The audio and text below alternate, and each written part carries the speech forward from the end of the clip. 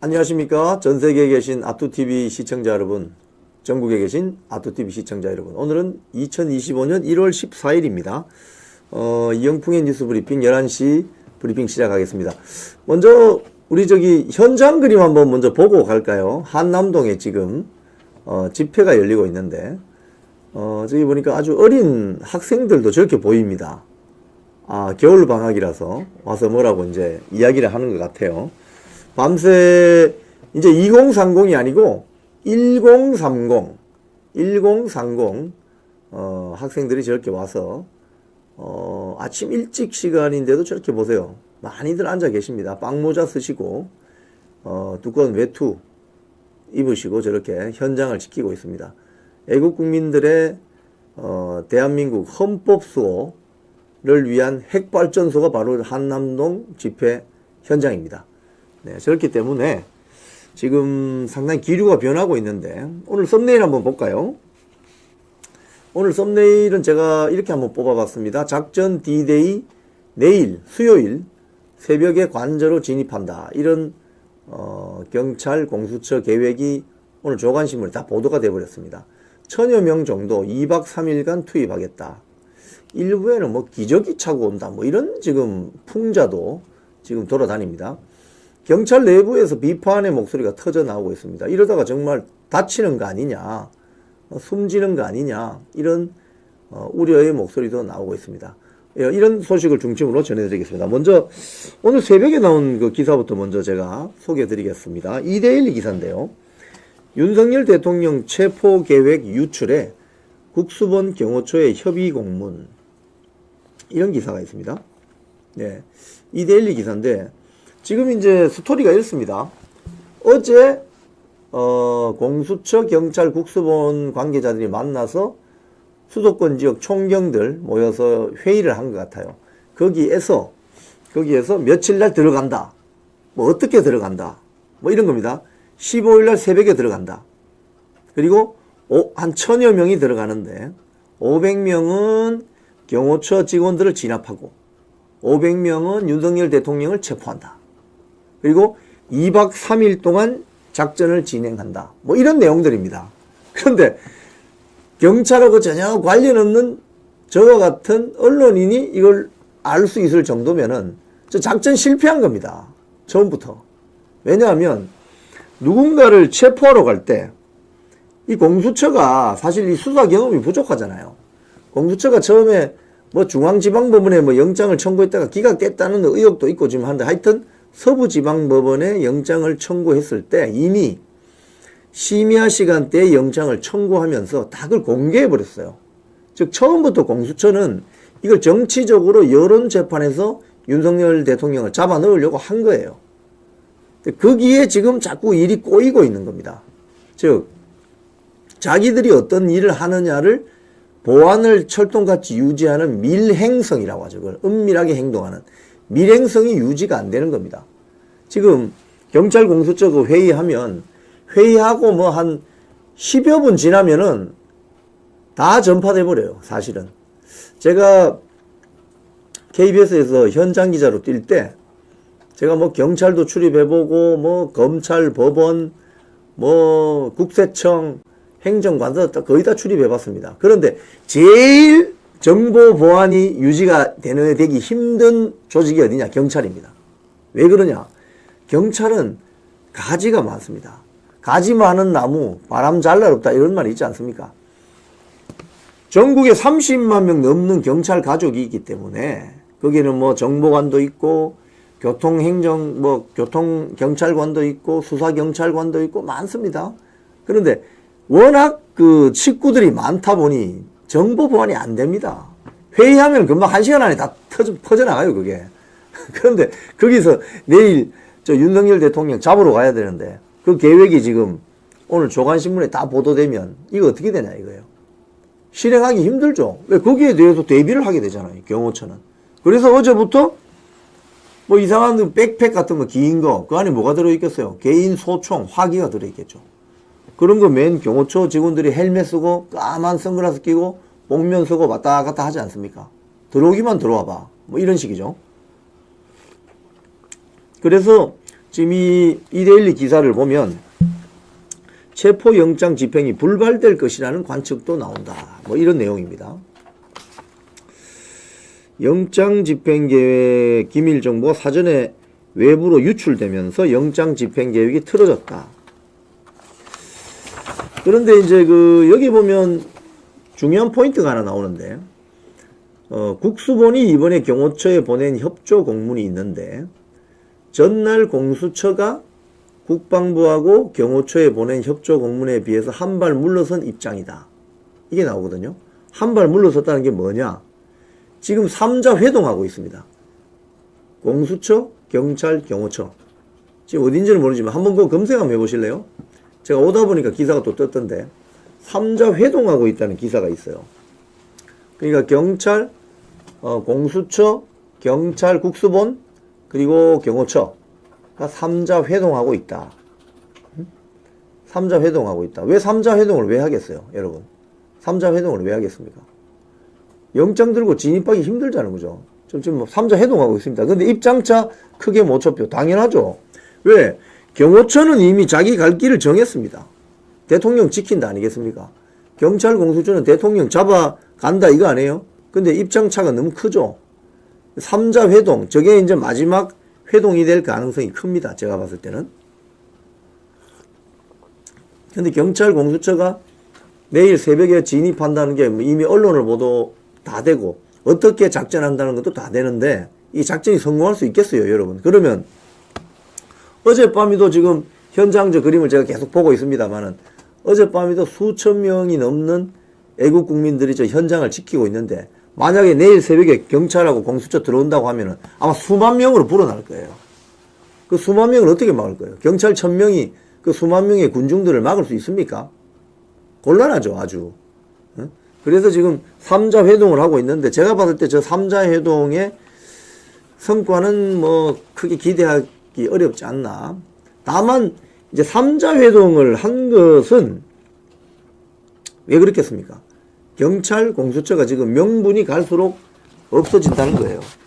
오죽했으면 어제 제가 일부 말씀드린 것처럼 반관계를 쓰잖아요. 손자병법에 나옵니다. 6도 3약이라는 책에 나옵니다. 반관계, 스파이를 활용한다. 또 역정보를 흘린다. 언론 플레이한다. 이런 게 반관계거든요. 반관계는 언제 쓰느냐? 형세가 불리할 때 쓰는 겁니다. 손자병법 6도 3약에 보면 내가 전쟁할 때 굉장히 불리해졌을 때 쓰는 것이 미인계, 반관계 이런 겁니다. 스파이는 누구죠? 어제 말씀드렸지만 오늘 뭐 일부 나오겠습니다만은 이야기하겠습니다만은 경호처 모 부장에게 경호처 지휘부가 역정보를 흘렸어요. 중화기로 무장할 거야. 근데 이자가 경찰 국수본 관계자 2명을 시내 모 호텔에서 최근에 만났어요. 그걸 알려줬어요. 지금 경호처가 중화기를 무장한다. 이랬더니 그게 바로 경찰을 통해서 언론에 흘러 들어간 것 같습니다. 그래서 한겨레 신문이 쓰고 MBC가 쓰고 SBS 쓰고 지금 경호처가 중무장한다. 강경파들이다. 그랬는데 이제 역정보가 어떻게 흘러 들어가는지를 확인한 경호처 지휘부가 오히려 그 부장을 대기 발령을 냈습니다. 대기 발령을 냈더니 다시 언론에서 또 뭐라고 보도를 했냐면 경호처 안에서 지금 자중질환이 일어났다. 강경파에 대해서 문제 제기를 했더니 대기 발령을 냈다. 이런 식으로 또 가짜 뉴스를 뿜어내기 시작했죠. 그래서 어제 경호처가 뭐라고 했습니까? 아니다. 그 사람 역정보 작전에 걸려서 경호처 내부의 국가기밀, 군사기밀을 외부에 흘렸다. 그래서 대기 발령 낸 거다. 이렇게 지금 된 거거든요. 그러니까 경찰하고 공수처가 마라빌님이 공수처 경고한다. 니들 36개가 살 길이다. 저 손자병법 6도 3장이 나옵니다. 여러 가지 계책이 있는데 36가지가 있는데 하다 안 되면 어떻게 됩니까? 줄행랑 도망가는 거. 36개 줄행랑이 최고다죠. 싸우다 안 되면 어떻게 된다? 모든 걸 던져놓고 도망가야 됩니다. 경찰하고 공수처가 지금 36개 줄행랑 쳐야 될지도 모릅니다. 고맙습니다. 그래서 경호처가 지금 대응을 박종준 경호처장이 처음에 그 대국민 메시지 발표할 때부터 이 경호처 뭔가 다른데 결기가 느껴지는데 딱 느낄 수 있잖아요. 임무에 임할 때는 저런 자세로 해야 된다는 겁니다. 지금 경호처 간부, 박종준 경호처장, 그 다음에 지금 김성훈 경호처 차장이 지금 지휘하고 있죠. 경찰 소환, 공수처 소환에도 응하지 않고 있잖아요. 세 차례 소환에 응하지 않고 있습니다. 그 말은 좋아, 내 깜빵갈 각오했어, 들어와봐, 이 말이죠. 그러니까 지금 경찰하고 공수처가 겁이 나서 못 들어가는 거예요. 3자 회동하자 하는데 3자 회동에서는 모르겠죠. 별 성과가 없을 것으로 봅니다. 왜? 한쪽은 대통령을 지켜야 되는 입장이고 한쪽은 대통령을 잡아가야 되는 입장인데 그게 협상이 되겠어요? 안 되는 거죠. 결국 제가 봤을 땐 경호처가 저렇게 버티면 아마 경찰 공수처는 영장 집행을 포기할 수도 있습니다. 왜? 인명사상이라든지 불상사가 날 가능성이 아주 높거든요. 누가 책임질 거예요? 지금 민주당 국회의원들 초장에는 경찰 특공대도 투입해라, 장갑차, 헬기, 드론 다 띄워라 하더니 요즘 조용하잖아요. 왜?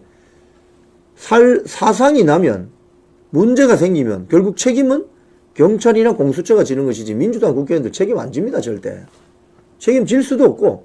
그러면 나중에 여론이 이거 민주당 때문에 다 이렇게 된 거야 라고 하면 민주당이 완전히 뒤집어 쓰게 되겠죠. 그러니까 지금 조용한 거예요.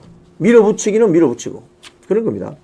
자, 이런 가운데 경찰 내부 반발도 격화되고 있습니다. 이 프리즌 뉴스를 보면 경찰 내부 반발 격화, 국수본부장, 주요 책임자들 당신들이 선두에 서라, 이런 기사가 있습니다.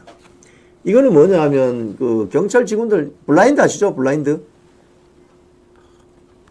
경찰 직원들끼리 쓰는 블라인드에 있는데 여기 한 20년 차 근무하신 경찰관이 쓴 글이 지금 화제예요. 이 기사를 보면 어떤 내용이냐면 직원들을 총칼 앞에 세우는 행위를 함부로 결정하지 말고 정 집행하려거든 국수본이 선두에 서라, 이런 이야기합니다. 경찰 내부 블라인드 게시판, 내부의 동원령을 내려놓고 그 시기에 대해서는 전혀 알려주지 않으면서 언론 플레이만 하고 있다. 경호처에서는 무기를 사용할 수 있다는데 국수본의 지시에 따라 동원된 수사관들은 맨몸으로 그 앞에 서야 한다. 자칫하면 정말 죽을 수도 있겠다. 이런 정치 사건 따위에 말려들어서 다치고 싶은 마음은 추호도 없다. 마지막으로 국수본부장, 주요 책임자들 당신들이 선두에 서십시오. 현직 대통령을 체포하는 일인데 그 정도의 모습은 보이는 게 맞지 않겠습니까? 동원되는 수사관들 모두 위험한 상황은 없기를 간절히 바란다. 이게 지금 경찰 내부의 여론입니다. 이런 게 블라인드에 뜬다는 거죠. 자, 근데 이런 이제 이야기들이 나올 수 있는 게 이 파이낸셜 뉴스에 보면은 어제 국회에서 경호처장의 영장 불응, 법원 행정처도 정당하다 인정, 이 파이낸셜 뉴스에 이런 기사가 있습니다. 여당 국회의원이 물었어요. 법무부 법원 행정처장에게 물었어요. 뭐라고 하면 두 가지를 물었거든요. 첫 번째가 뭐냐? 뭐라고 물었냐? 책임자의 승낙 없이 군사 비밀 장소에 강제로 들어가는 것이 적법한가요? 이렇게 물었어요. 즉, 이 말은 이번 한남동 관저 사태로 좁혀서 이야기하면은 대통령 관저에 책임자라 하면 여기 경호처장이나 또는 주인장인 윤석열 대통령이겠죠. 지금 현재. 책임자의 승낙 없이 군사 비밀 장소인 관저에 강제로 들어가는 것이 적법한가요? 물었단 말이에요. 그랬더니 어떤 반응이 나왔느냐. 파이낸셜 뉴스입니다. 경호처의 영장 불응, 법원 행정처도 정당하다 인정. 이런 기사입니다. 이게 보면 법원 천대엽 법원 행정처장이 뭐라고 했느냐.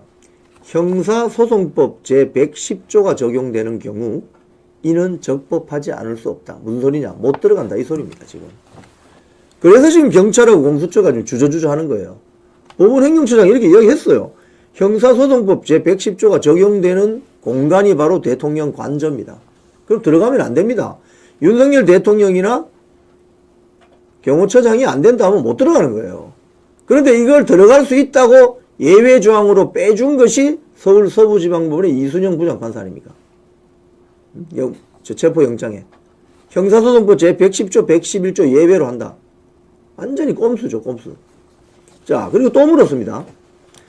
형사소송법 제110조, 경호법, 군사기밀보호법 등에 따라 책임자의 승낙 없이, 책임자 여기서는 윤석열 대통령이나 경호처장이겠죠. 영장을 집행하려는 시도를 막는 행위, 누가 막습니까? 경호처가 막겠죠. 이 행위가 적법하나요? 물었더니 천대엽 법무부 법원행정처장이 뭐라고 했느냐? 그런 해석도 가능합니다. 자, 그럼 답이 다 나왔네. 경찰 공수처가 대통령 관저에 희한한 영장, 제가 쪼가리라고 표현하겠습니다. 그 말도 안 되는 영장 쪼가리를 들고 들어간다. 그건 안 된다. 천대엽 법원행정처장의 해석입니다. 그리고 그럼 이렇게 들어오는 걸 경호처 직원들이 막으면 이건 적법합니까? 적법하다. 결론 났네 뭐. 경찰 공수처가 영장 쪼가리 들고 대통령 관저 들어갔다가는 나중에 거기에 관여한 경찰 공무원들 나중에 다 어떻게 보면 내란죄 뭐 이런 쪽으로 기소가 돼가 재판받으면 경찰 공무원 연금 못 받을 수도 있습니다. 아시기 바랍니다. 그거 연금 못 받을 수도 있어요. 자, 윤상현 의원이 그래서 이렇게 이야기했습니다. 더 퍼블릭 기사인데 윤 대통령 체포 시도는 사실상 내란이다. 국민의힘 최상목 나서야 된다. 사실상 내란이다. 공수처는 내란죄에 대한 수사권이 없다. 도주의 우려도 없는 대통령을 수갑 채워서 끌고 나오는 모습을 연출하려는 것은 국민에게 공포 정치를 각인시키고 윤 대통령에게 씌운 내란 혐의를 기정사실화하려는 의도다. 이게 결국은 누구의 의도입니까? 공수처와 경찰의 의도 아니에요. 이 의도는 이재명 민주당의 의도이고 공수처와 경찰 수뇌부는 지금 이재명한테 줄 선 거예요. 이재명한테 줄 선 겁니다. 그걸 아셔야 됩니다. 그래서 정치 공수처, 정치 경찰.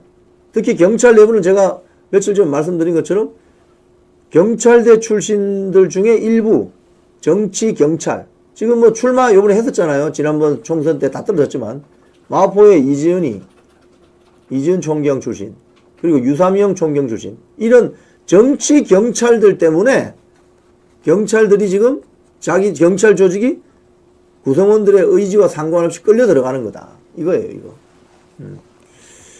그리고 뭐 윤상현은 이렇게 이야기했고, 윤석열 대통령 측은 또 이렇게 이야기합니다. 경찰 영장 집행하겠다면 신분증 제시하고 얼굴을 공개하라.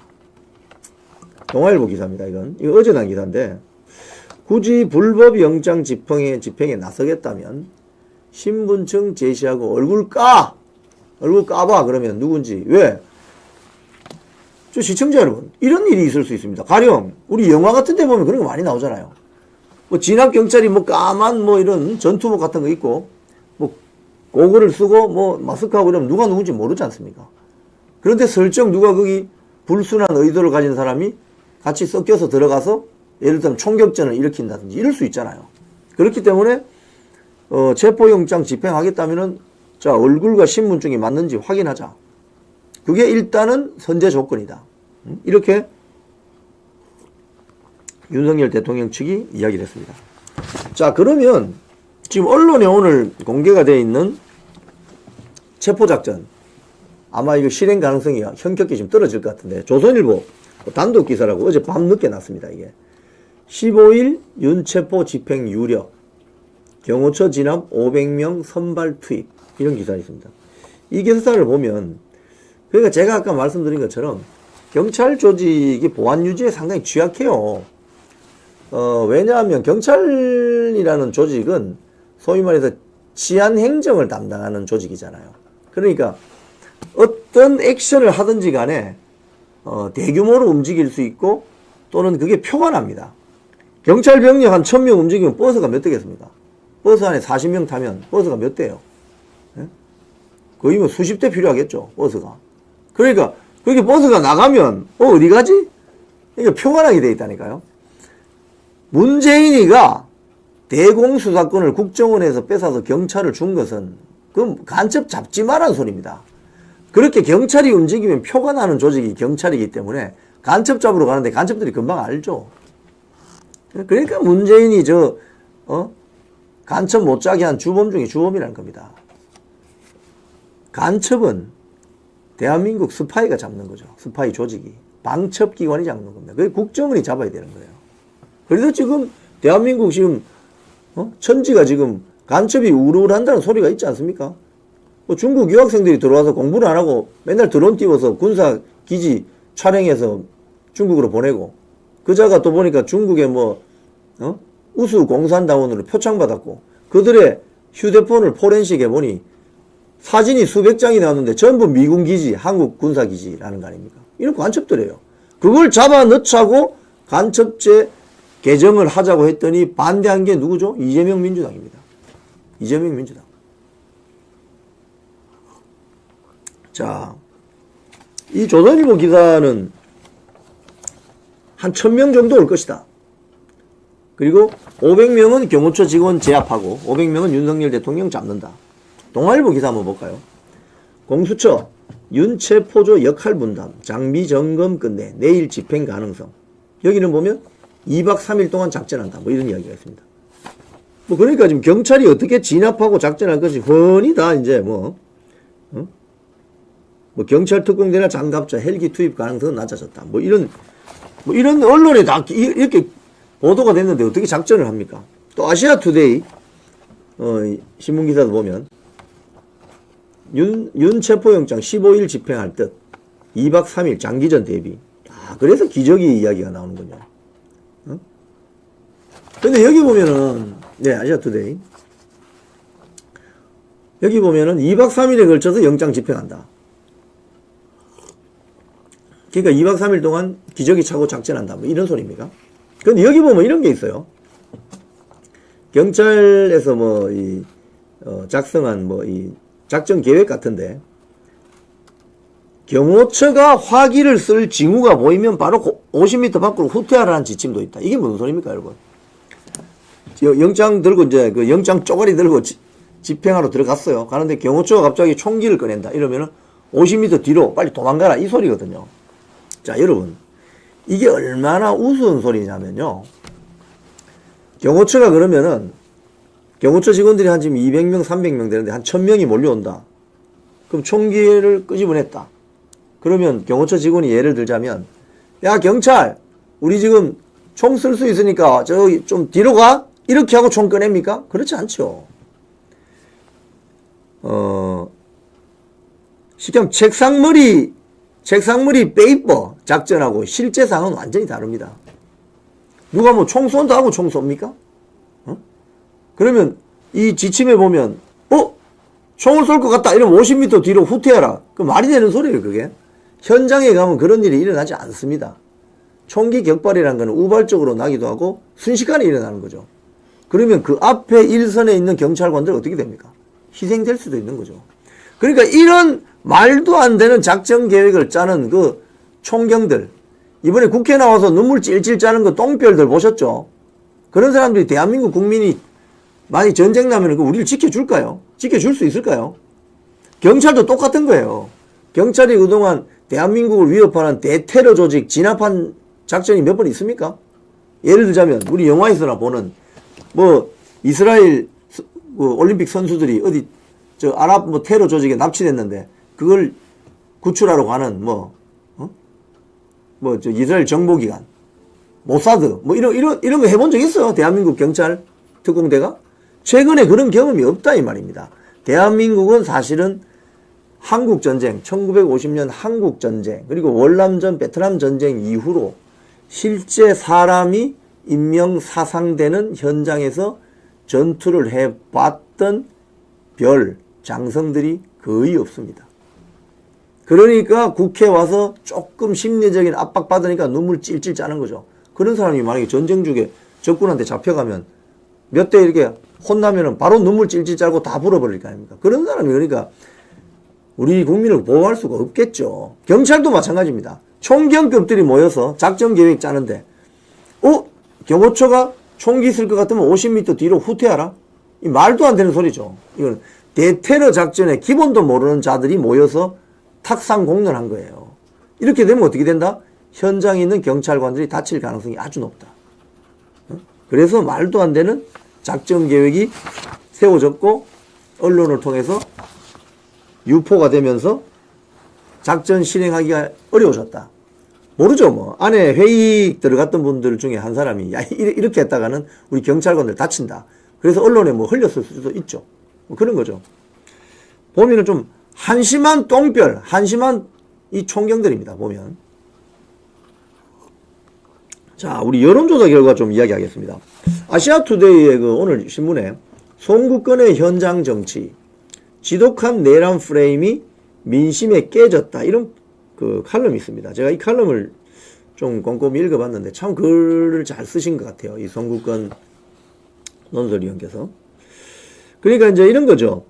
민주당이 이번 비상계엄 이후에 탄핵 정국에서 윤석열 대통령을 완전히 절단 내려고 내란 수계 윤석열이라는 프레임을 짰는데, 내란죄는 아직 재판이 시작되지도 않았는데 무리하게 내란죄라는 거 뒤집어 씌워서 내란 수계다.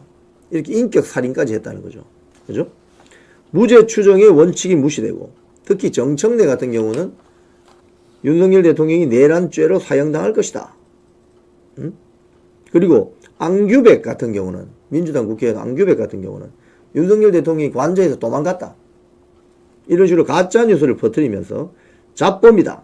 이런 식으로 인격살인을 했다는 거예요. 근데 이런 것들이, 이런 말도 안 되는 지저분한 정치 공세가 이 탄핵 정국 초기에는 좀 먹혀 들어갔다는 거예요. 초기에는. 그런데 가만히 보니까 1030 젊은이들부터 눈치를 채기 시작한 거죠. 아, 이번 비상계엄 때 내가 무슨 피해를 봤지? 피해본 게 전혀 없거든요. 마음은 약간 불편했을지 몰라도 물리적인 피해본 게 없거든요. 그런데 이번 이 탄핵 정국을 보니까 실제 내란을 추동하고 내란을 부추기는 세력이 바로 이재명 민주당 아닌가? 또는 종북 주사파들 아닌가? 또는 경찰이나 공수처에 있는 일부 정치 경찰, 정치 법조인들 아닌가? 또 언론도 정치 언론 아닌가? 이런 생각을 국민들이 가지게 된 것이라는 거죠. 그런 민심 때문에 내란죄 프레임이 박살이 났다는 겁니다.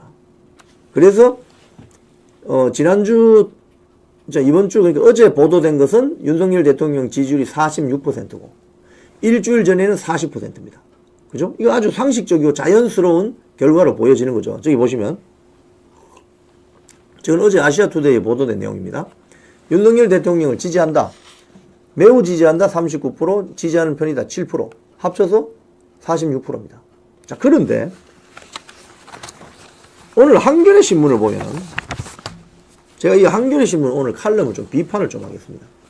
제목이 언론이 여론 왜곡, 공범이 되어서는 안 된다. 글 쓴 사람이 이종규 저널리즘 책무실장입니다. 밑에 보면 사진이 나와요. 이 사람이 무슨 소리를 하느냐. 이 아시아투데이의 일주일 전 여론조사 결과 윤석열 대통령 지지율 40%, 이 조사의 설문이 지나치게 편향적이다. 지나치게 편향적이다. 좋아. 이 문제 제기를 합니다. 그러면서 언론이 여론을 왜곡하는 공범이 되어서는 안 된다라고 주장을 해요. 자, 제가 이 칼럼에 대한 결론 비판부터 말씀드리면, 오늘 한겨레 신문에 이 칼럼이 여론을 조작하고 있습니다. 왠지 아세요? 아시아투데이의 여론조사가 2번 있었습니다. 일주일 전에는 윤석열 대통령 지지율이 40% 나왔어요. 그 40% 나왔더니 민주당부터 좌파 매체들이 깜짝 놀래가지고 저 여론조사 잘못된 거다, 편향적이다라고 지적이 나왔어요. 그래서 어제 나온 여론조사는 어떻게 했느냐? 질문을 딱 3개만 했습니다. 1번, 윤석열 대통령을 지지합니까? 지지하지 않습니까?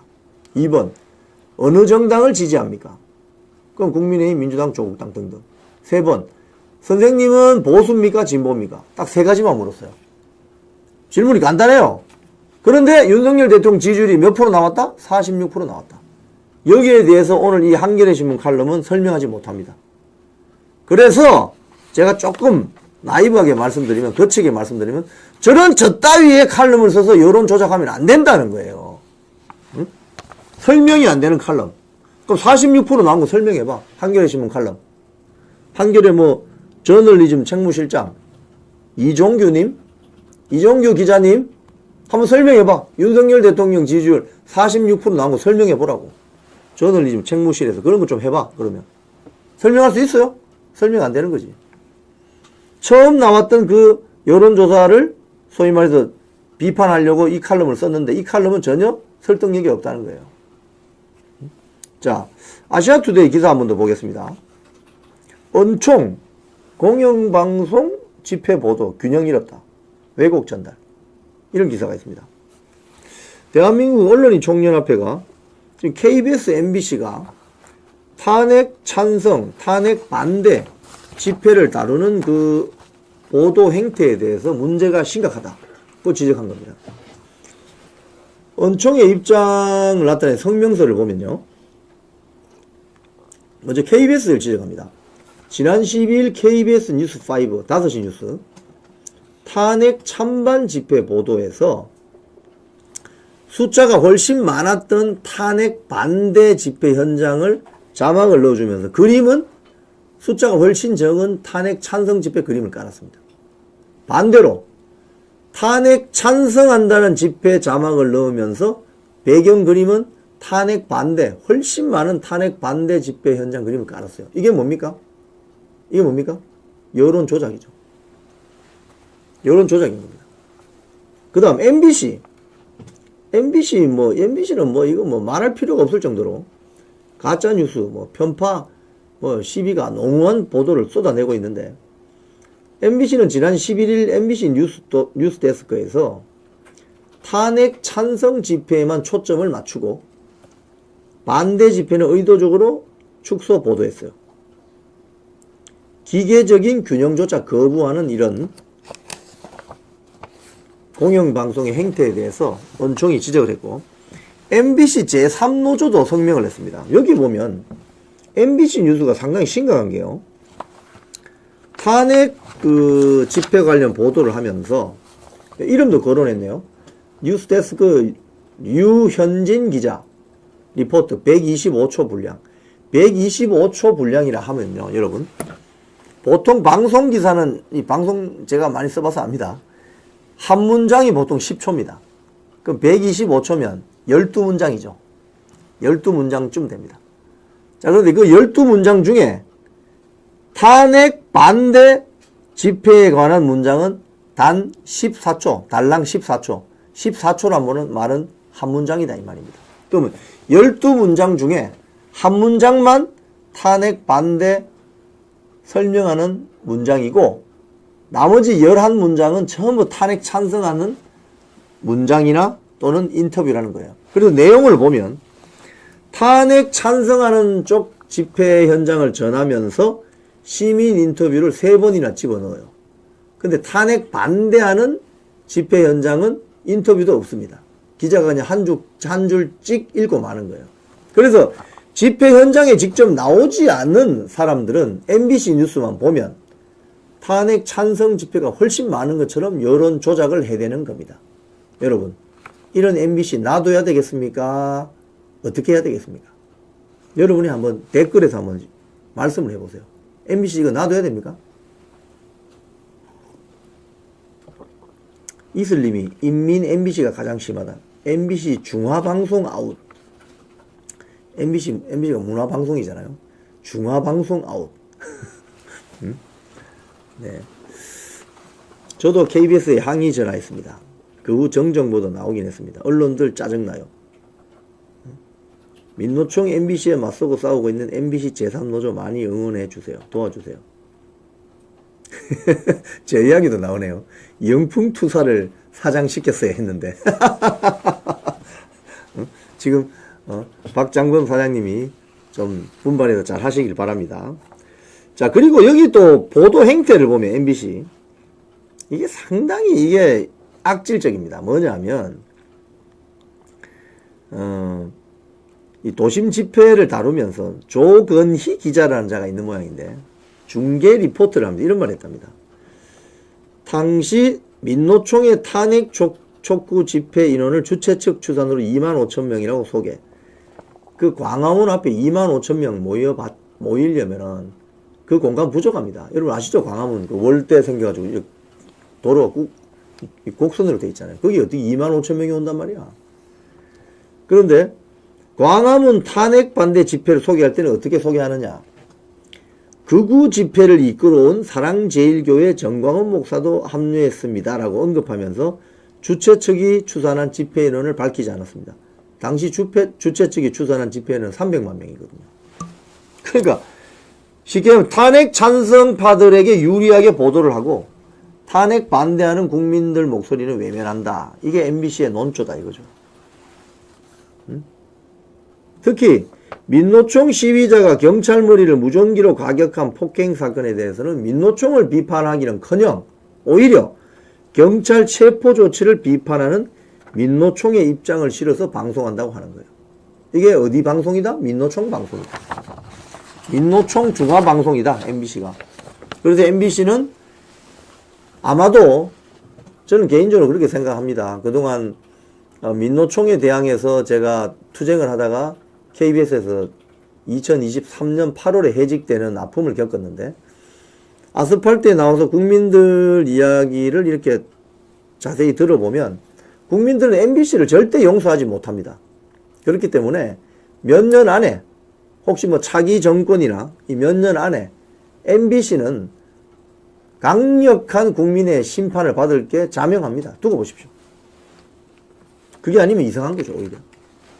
자, MBC, 뭐 여러 가지 댓글을 올려주고 계시네요. 어쩌다가 MBC가 저런, 크레이지 방송이 되었나. 패방이 답입니다. MBC가 망하면 수많은 사람이 춤을 출 것. 언론사 MG 일선 기자들 부글부글. 뭐 이런 댓글들을 보여주십시오. 패방시켜라. 북한 방송이다. MBC 패방. 돌아올 수 없는 강을 건넌 지 한참이다. MBC는 폭망한다. MBC 해체. 폐국시켜야 된다. 공갈 뉴스의 대명사. MBC 아웃. 이런 댓글들을 쓰시고 계십니다. 자, 인권위원회 이야기를 좀 드릴게요. 이 조선일보 보던데요. 윤석열 대통령 방어권 보장. 내란 세력에는 안 돼. 아수라장된 인권위 파행. 인권위원회에서 어제 중요한 회의가 있었어요. 뭐냐면 대통령 윤석열도 있지만 개인 윤석열도 있잖아요. 그래서 형사법상 무죄 추정의 원칙에 따라서 개인 윤석열에 대한 방어권도 필요하다라는 등등의 안건이 인권위에 올라가서 권고사항으로 결정이 되면 경찰, 검찰, 법원, 공수처에 권고하려고 하는 그 회의가 열렸는데 이 사진 보시면은 이 조선일보 사진 한번 보여주세요. 윤 방어권 보장, 내란 세력엔 안 돼. 아수라장된 인권위 파행. 이 기사에 보면은 아니 인권위원회는 뭐 하는 곳인지 인권위원회 직원들이 다 뛰쳐나와가지고 이 회의 하면 안 되고 안 된다면서 막 피켓 들고 난리를 쳤습니다. 무슨 이런 인권위원회가 다 있죠. 이 인권위원회 직원들부터 이 편파적이에요. 아주 편파적이에요. 자, 조선일보 기사입니다. 그러면 한겨레 기사 한번 읽어보세요. 윤석열 내란 옹호 안건 올리려던 인권위 전원이 무산. 예? 한겨레 신문에 나옵니다. 윤석열 내란 옹호 안건 올리려던 인권위 전원위 무산. 여기 사진이 몇 장 나오니까 사진 제가 보면서 설명을 드릴게요. 여기 있죠? 이 사진 한번 내려보세요. 쭉 가면, 자, 저기 이제 안창호 인권위원장이 들어오려고 하는데, 여러, 시민단체인지 직원, 일단 인권위 직원들이 저 안에 있습니다. 맡고 있습니다. 그 다음 보시면은, 저 김용원 인권위 위원이거든요. 그러니까, 직원들이 들어가지 마세요. 회의 자체를 못하게 하게 저렇게 맡고 있어요. 그래서 김용원 인권위원이 저기서 윤석열 대통령은, 여기 뭐라고 했냐면, 내가 탄핵하지 말자고 했느냐. 내란 수계 피의자도 인권이 있다. 2시간 동안 언쟁을 벌이다가 회의장에 못 들어가고 나갔다고 합니다. 밑에 사진 또 보시면 하나 더 있습니다. 사진이. 이거 온갖 좀 포스팅을 해놨죠. 한번 제가 볼까요? 어떤 내용이 있는지. 제가 한번. 예. 이거 보시면은 내란 수계를 지켜자고? 국가의 인권위를 당장 떠나라. 내란 옹호자들 인권위 떠나라. 헌정질서 파괴해야 하는 인권위원 사퇴해. 뭐 광기는 너의 것, 수모는 나의 것. 인권위는 우리가 지킨다. 인권 파괴 내부자들. 자, 이걸 보면 어떤 생각을 할 수 있냐면요. 아, 대한민국 인권위원회가 맛이 갔구나. 이런 생각을 할 수 있습니다. 왜? 윤석열 대통령에 대한 내란죄 적법 여부는 인권위원회 직원들이 결정하는 게 아닙니다. 누가 결정하죠? 사법부가 정하는 거예요. 재판을 통해서. 인권위원회 저 직원들, 저 포스팅 만들어 저 인권위원회 위원들은 아주 편파적인 특정 정치 세력입니다. 쥐들이 뭔데 윤석열 대통령에 대한 내란죄가 성립했다고 결론 짓고 저렇게 하는 거잖아요. 응? 쥐들이 뭔데? 지금 이런 식으로 민노총 세력들이 우리 사회 곳곳에 따리를 털고 지들이 다 판사 역할하고 지들이 검사 역할하고 지들이 경찰 역할합니다. 그러면서 사회를 몰고 가는, 지들이 원하는 사회로 몰고 가는, 지들이 원하는 사회가 어떤 겁니까? 인민민주주의 사회지 뭐. 지들이 사법부도 하고 지들이 입법부도 하고 지들이 행정부도 하는 그 사회를 만들겠다는 그게 뭐죠 여러분? 공산당 일당 독재 아닙니까 결국은. 삼권 분립이 없는 사회. 조지 오웰이 1984년 소설에서 말한 동물농장. 그런 사회를 만들려고 하는 거예요. 저 포스팅을 보면. 어? 인권위원회 지들이 뭔데? 왜 내란죄 성립 여부를 지들이 판단하냐고. 그러면서 그 인권위원회 안건 올리려고 하는 안창호 위원장부터 인권위원들 전부 못 들어오게. 어? 못 들어오게. 말도 안 되는 거죠, 그러니까. 그러니까 저런 진짜 인권위원회라는 거, 저런 인권위원회 해체시켜버려야 되는 거 아니에요? 어? 정말 한심합니다. 저거 인권위원회니까 저것도 정부 뭐 자문기구나 이런 거 될 수 있기 때문에 딱 저와 국민들 여러분의, 시청자 여러분의 세금으로 월급 줄걸요, 아마? 좀 개인 사기업이 아니니까. 그러니까 멀쩡한 세금으로 월급 받아 먹으면서 저 짓을 하고 있다니까요, 저게. 공식 조직에서. 지금 말이나 되는 소리입니까, 저게 지금? 그러니까 이들이 사회 곳곳에 지금 활개치고 있는 어떤 친민노총 세력, 특정 정치 세력, 편향된 세력들이 원하는 세상은 뭐냐?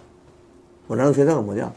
카톡도 검열하고 내란죄도 지들이 다 판단하고 지들이 판단하면은 그냥 빨간 완장 차고 그냥 밀어버리고 사법부 재판 이런 것도 필요 없고 바로 단두대에 올려버리는 이런 세상을 원하는 거 아니겠습니까? 혁명 세력들. 그게 뭐예요? 인민민주주의 세력. 인민민주주의 사회죠. 인민민주주의 세상은 어디 있느냐? 휴전선 이북에 있습니다. 이미 있습니다. 거기에 개인 인권 있어요? 언론 자유 있어요? 종교와 신앙의 양심의 자유 있어요? 출판, 집회, 결사의 자유 있어요? 없잖아요. 그런 사회를 원하느냐 이거예요. 이 자들이. 네?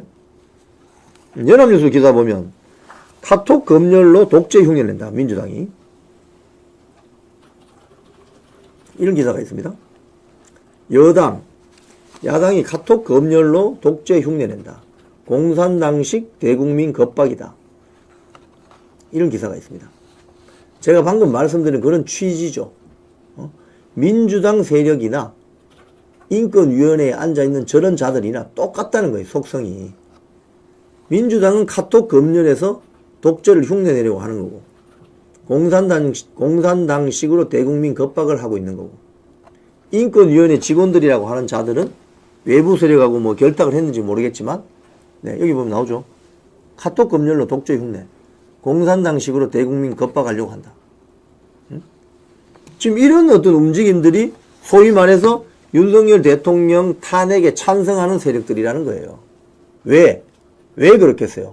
바로 윤석열 대통령이 그동안 취해온 행보가 자기들 세력을 굉장히 위축시키는 소위 말해서 자유민주주의 체제를 더 활짝 꼽히게 하는 그런 조치들이 많았는데 오히려 지들이 마음대로 못하니까 저런 몽리를 부리는 거예요.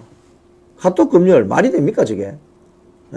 국민들 카톡 검열하면 그거 조지 오웰에 나오는 조지 오웰이 쓴 소설 1984 거기에 나오는 동물농장하고 뭐가 차이가 있습니까? 할 말을 못하는 언론 자유가 없는 나라는 우리가 이미 인류가 경험을 했습니다. 소련의 스탈린 그리고 독일의 히틀러, 나치, 북한의 김일성, 캄보디아 폴포트, 중국의 모택동, 그런 사회에서 살기를 원합니까, 진정? 응? 공산당 중앙당, 나치당 중앙당이 지시하는 대로 살아야 되는, 거기에 무슨 인권이 있고 언론 자유가 있고 종교, 신앙, 양심의 자유가 있습니까? 자, 이종배 서울시 의원이 인권위원회에, 이런 인권위원회에 긴급 구제 조칭을 신청했어요. 이런 인권위원회에 뭐라고 했느냐?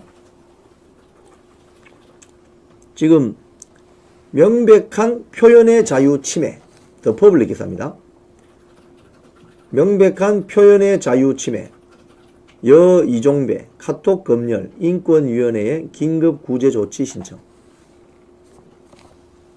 민주당 전용기 의원이 일반인이 댓글이나 언론 기사를 단순히 퍼날라도 내란 선전으로 고발하겠다고 말한 것은 헌법상 핵심 기본권인 표현의 자유를 명백히 침해하는 것이다. 또 사전 검열을 금지한 헌법 제21조 2항을 위반한 것이다. 근데 이런 국가인권위원회에 이걸 넣었는데, 또 인권위원회 이거 하려면 회의해야 되잖아요. 긴급 구제 조치를 받아들이려면. 그것도 회의하려면 또 인권위 직원들 아까처럼 나와서 또 저렇게 난리를 피겠죠. 그러니까 저런 인권위원회는 해체하는 게 맞다니까요. 저런 인권위원회에서 무슨 대한민국 개인의 인권이 지켜지겠어요. 여러분들 뭐 유튜브 동영상이나 역사적 사진들 보면 북한 인민군이 1950년 서울을 함락시켜서 입성했을 때 어떤 일이 벌어졌습니까? 전부 빨간 완장찬 홍위병 같은 자들이 인민재판 벌였죠. 현수막에 뭐 해가지고 이 사람 뭐 아주 악질적인 지주다 이러면서 즉결 처형해버리고 재판도 없이. 그런 세상을 원하느냐 이거예요. 지금 그런 세상을 이 자들이. 응? 자, 오늘 마지막 소식 한번 전해드리겠습니다. 이 더 퍼블릭 기사인데요. 중국 정책 홍보하는 SNS에서 윤석열 대통령 탄핵 집회 옹호한다는 논란이 빚어지고 있습니다. 차이나 스토리라는 이 페북 같은데요. 여기 보면은 123만 명이 팔로우 합니다. 팔로워가 123만 명입니다. 이게 이제 뭐 중국 정부의 뭐 정책을 홍보하거나 뭐 시진핑 국가 주석의 신년사 이런 걸 뭐 올린다든지 이렇게 중국 정책을 잘 홍보하는 그런 페북인데, 한번 그림을 쭉 내려보시죠. 쭉 밑에 보니까 뭐 차이나 스토리, 뭐 시진핑의 어떤 국가 정책 홍보, 또 밑에 이제 보세요. 더 내려가 보세요. 근데 사진이 하나 있어요. 저게 뭐냐? 작년 12월 13일 날 소위 말해서 탄핵 찬성 집회에 나왔던 중국인 누군가가 찍은 사진이 저기 올라와 있습니다. 여기에 보면은 탄핵 집회 영상을 게시해 놓은 것도 확인됐어요. 여기 페이지에는 한국만의 시위 문화를 엿볼 수 있는 현장으로 이효리의 노래, 소녀시대의 노래 등을 만날 수 있다. 집회 참석자가 대부분 참석한 것으로 보인다. 자, 이게 뭡니까 도대체? 지금 이번 그 윤석열 대통령 탄핵 집회에, 특히 찬성 집회에 외국인으로 보이는 많은 사람 또는 학생으로 보이는데 외국인이 엄청나게 나왔다가 지금은 많이 사라졌어요. 왜냐? 처음에는 미국 CIA에 신고된다 이랬더니 한국 사람들이 많이 사라졌어요. 두 번째, 외국인이 나온다 이래서 딱 보니까 말을 하는데 보니까 입모양이 한국말이 아니에요. 그래서 그들에게 많은 유튜버들이나 주변 사람들이 중국 천안문 사태를 비판하는 자유의 꽃이라는 노래를 틀어줘요. 그럼 그 사람들 사라져버려요. 왜? 그 노래를 들으면 안 되거든요. 그 노래가 방송이 되거나 연주가 되는데 그 자리에 그냥 있었다 이러면 그 사람도 공범이 되어서 공안에 잡혀갑니다. 그래서 그런 자들이 지금 사라지기 시작했어요. 근데 그 일이 일어나기 전에 저렇게 나온 거예요. 탄핵 찬성 집회 때. 8년 전에도 똑같았다. 이런 지적이 있습니다. 8년 전에 한국에 들어와 있는 외국인 유학생 중에서 특히 중국 유학생들이 대규모로 쏟아져 나왔다. 이런 지적이 있잖아요. 이번에는 달라졌다. 나오는 순간 자유의 꽃 노래 틀어주면 다 사라져버려요. 다 사라져버립니다. 이런 식으로 중국이 한국의 윤석열 대통령 탄핵 찬성 집회에 홍보한다는 논란을 받고 있다. 자, 오늘 저는 작전 D-Day 내일 관저 진입한다. 1000여 명 2박 3일 투입될 수 있다. 정말 이러다가 숨질 수도 있는 거 아닌가? 경찰 내부의 비판이 터져 나온다는 소식을 전해드렸습니다. 지금 경찰 공수처, 경호처 3자 회동이 있는데 특별한 결과는 기대하지 않는 게 좋을 것 같습니다. 왜냐하면 경호처의 입장은 명확합니다. 윤석열 대통령을 경호처법에 따라서 끝까지 보호한다. 이게 박종훈 경호처장, 지금 현재 김성훈 경호차장이 정한 방침이에요. 그리고 천대엽 법원행정처장이 밝힌 대로 형사소송법 제110조, 111조에 따르면 국가기밀이, 군사기밀이 유지되어야 되는 그곳에 책임자의 허가나 승낙 없이는 들어가서는 안 된다. 불법이다. 그리고 그런 불법 세력이 들어오면 막아내도 된다. 그 법원 행정처장 천대엽 행정처장이 어제 밝힌 바 있습니다. 그렇기 때문에 경찰과 공수처의 영장 집행이 불법으로 판명나면 거기에 작전에 동원되어서 작전 임무를 수행했던 경찰관 공무원들이 나중에 문제가 되거나 기소가 되면 공무원 연금도 못 받고 쪽박 찰 수 있다. 이걸 기억하셔야 됩니다. 자, 오늘 시청자 여러분 많이 들어와 주셔서 감사합니다. 오늘 어떤 결과가 나올지 예의주시하면서 내일 11시 아투TV에서 다시 뵙겠습니다. 고맙습니다.